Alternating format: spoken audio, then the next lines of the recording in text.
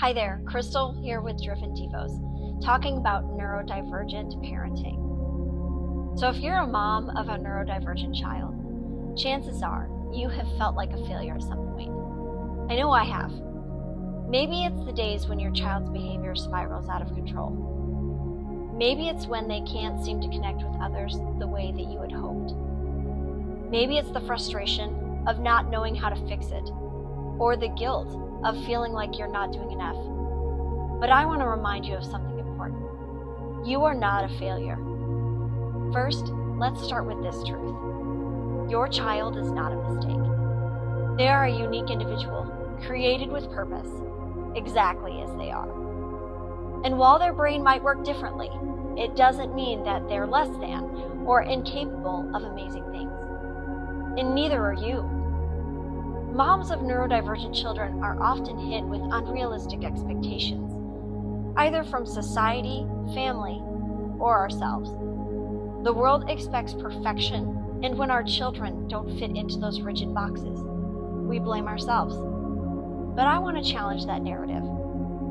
In 2 Corinthians 12, verse 9, Paul says, "But he said to me, 'My grace is sufficient for you. My power is made perfect in weakness.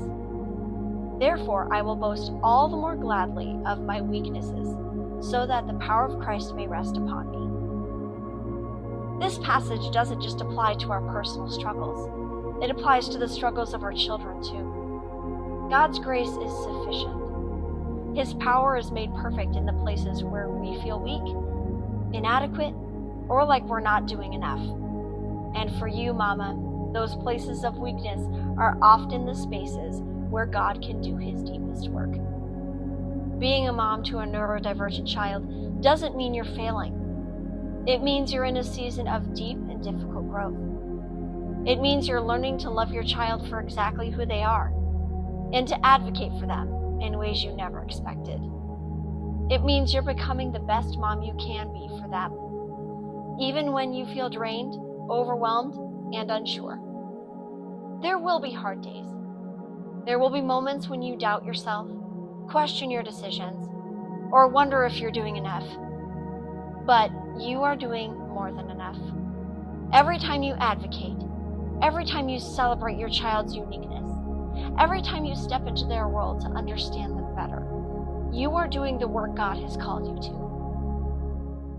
In Romans 8, verse 28, we're reminded that in all things, God works for the good of those who love him, who have been called according to his purpose. Even when it doesn't feel like it, and even when it's hard to see, God is working. He is working in you, and he is working in your child.